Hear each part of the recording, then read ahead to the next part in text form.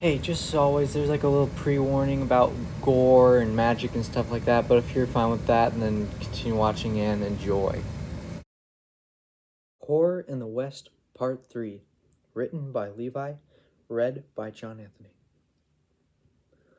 I brought the book and watch with us, said Xavier, reaching into his backpack and pulling them out. I had a feeling that my dad was going to come after us. We could go to the library and read it. That's a good idea. We could hide in one of the back corners where the tables are. Then let's go. When they sat at the table, Xavier opened the journal and started reading.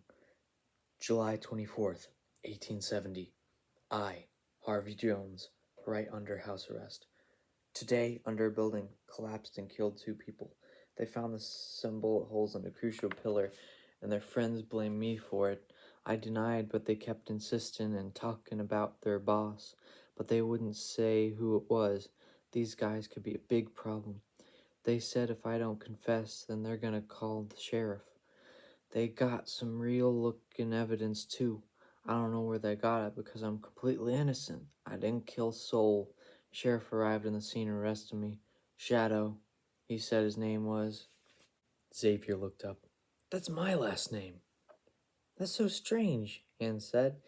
Maybe he's your ancestor or something. Probably. Vigrandeville is a small town. There haven't been many new people in this town for the past couple generations. Who knows? Xavier continued reading. This looks like it could be bad news for me. They're talking about hanging me for it. They're here for me. Bill Shadow and his other policemen. I can see them walking up the drive to hang me. This is the end of the road for me. At least I completed the procedure last night, so I have nothing to fear.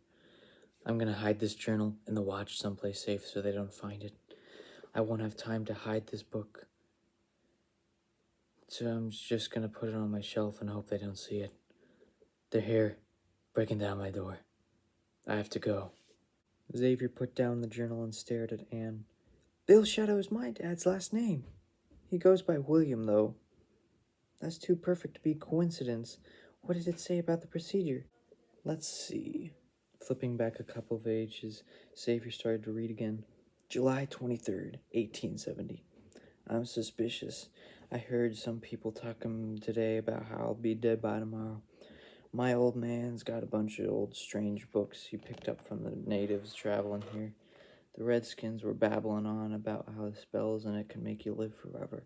My old man says it was a bunch of mumbo-jumbo, but he kept the books and gave them to me when he died. I started reading it to see what I can do, just in case I can live longer. I can't believe I believe this stuff, but a desperate man's got to do desperate things. It says I can make a vessel for my life that'll catch my soul after I die.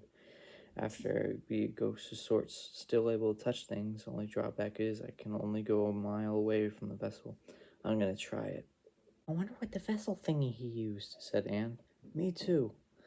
It also says the journal that the watch is the vessel. That means if we destroy it, he'll stop being a ghost. How will we destroy it?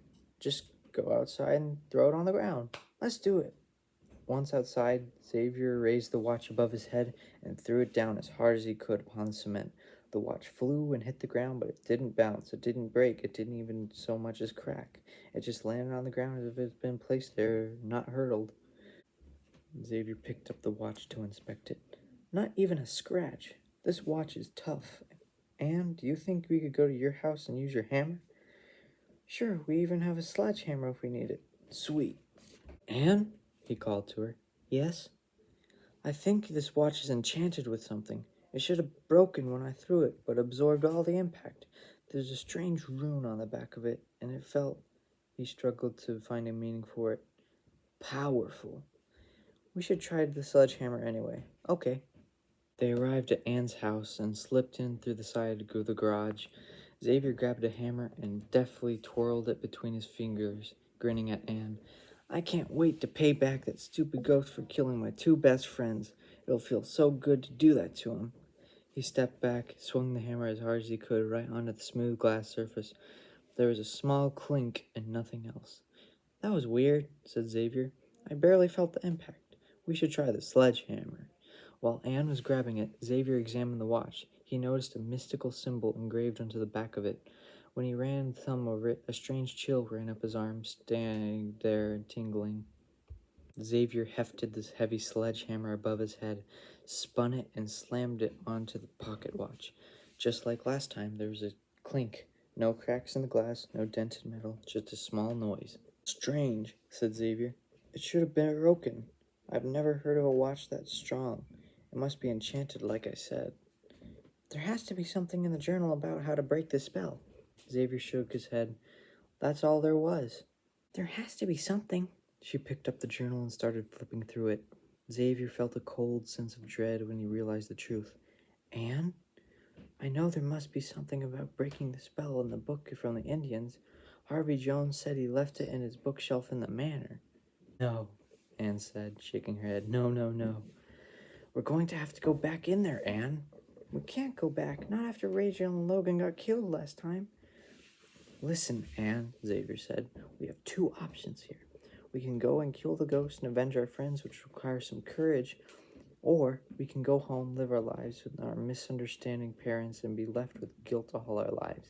Which one do you pick? Anne swallowed. I'm really scared of the house and the ghost. It's all I can do not to cry every single second, but I don't want to live with that burden the rest of my life and miss my chance to make things right. Does it mean you'll do it? Yes, Anne nodded reluctantly. But let's go now while it's still light. Anne and Xavier stepped into the mansion, watch in hand. The fading light cast a red hue on the pair, their shadows stretching down the hallway. The floor creaked beneath them as they walked down the hallway. They shivered, remembering just yesterday their friends were still alive and breathing, walking down the hall with them. Xavier decided to push it all off and focus on getting the job done.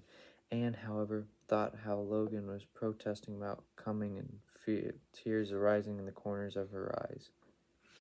They took the stairs up to find Harvey's room. As they approached to turn around the corner, they smelled something awful. Xavier turned the corner and stopped. They saw Logan's body slumped against the wall, his two halves drooping on either side, painted red with his own blood. Anne retched, hobbled around the corner, and threw up. The acidic smell only added to the picture of horror in front of them. They edged around the corner, facing away from his body and holding their breaths. They found a second flight of stairs and worked their way up to the top noiselessly, lest they awaken the ghost. They reached the top and entered the place that had not been before. The floor was made of dark wood with red carpet unrolling the length of the hall before them. The walls were made of dark brown oak paneling and looked surprisingly well kept. It looked like the wood had been polished and swept, and the carpet had been vacuumed about 3 months ago. The wood was still retained some of its luster. This, obviously, was where the ghost had resided. To be continued. Hey, if you made it this far in the video, thanks for watching. Don't forget to like, share, subscribe, tell all your friends about it, and always remember, keep those titanium skulls polished, and I'll see you in the next one. Bye-bye.